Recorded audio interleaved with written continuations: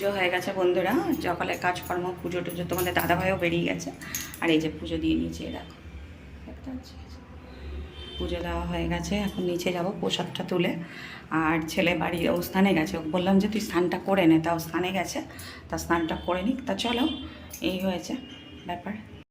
শুভ সন্ধ্যা বন্ধুরা, কেমন আছো তোমরা? সবাই ভালো আছো নিশ্চয়ই, আমিও ভালো আছি। আর আজকে ওয়েদারটা একদম ঠান্ডা ঠান্ডা, খুব তো ঠান্ডা লাগছিল। তা যাই হোক, এখন উঠে গেছি অনেক আগেই, চাটা খাওয়াও হয়ে গেছে সব কিছু। আর আজকে রাতে কি রান্না করব সেটা তো তোমাদের সাথে পরেই শেয়ার করব।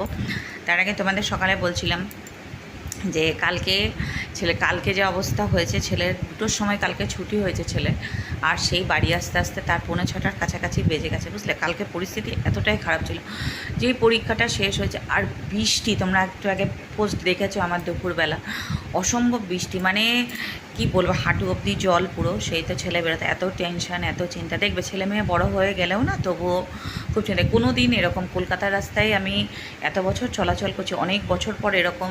আর আমার ছেলে তো বলে যে মা, ও তো ছোটোর থেকে এত জল টল, কেন আমার স্কুল কাছে ছিল ছেলে, তা সেরকম তো জল টল দেখেনি। তা মানে যখন বেরিয়েছে কলেজ থেকে, তখন দেখছি একদম এতটা জল, মানে কোনটা রাস্তা আর কোনটা ফুটপাত আর কোনটা তোমার কলেজের জায়গা, সেটা আর কেউ বুঝতে পারছে না, বুঝেছো। এরকম অবস্থা হয়ে গেছে। তা যাই হোক, তারপরে তো বাসে উঠেছে।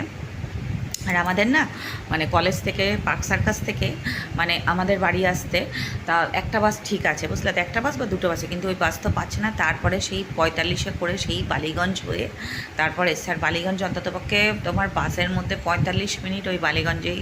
কারণ এই অবস্থা, কালকে পরিস্থিতি খুব খারাপ গেছে। আর খুব চিন্তায়ও ছিলাম, বাড়ি আসছে না সেই কথা, ফোনও তো যোগাযোগ করতে পারছি না, মানে এত বৃষ্টির মধ্যে নেটওয়ার্কও কাজ করছে না। কালকে একটা খুব বাজে পরিস্থিতি গেছে। কালকে আবার পরীক্ষা আছে আগামীকাল, জানি না আকাশের অবস্থা কীরকম। আকাশটা যা অবস্থা, এবার পুজোটা মানে কি বলবো, পুজোটা বৃষ্টিদের মধ্যেই মনে হয় হবে, এটাই তোমাদের কাছে তখন বলছিলাম তোমাদেরকে। আর তো বলা হয়নি যে কোনো দিন এরকম পরিস্থিতিতে পড়েনি ছেলে, কালকে যা পরিস্থিতিতে পড়েছে। তারপরে বাড়ি এসে স্নান টান করলো, করে তারপর ফ্রেশ। তা চলো, এটুকুই বলার ছিল।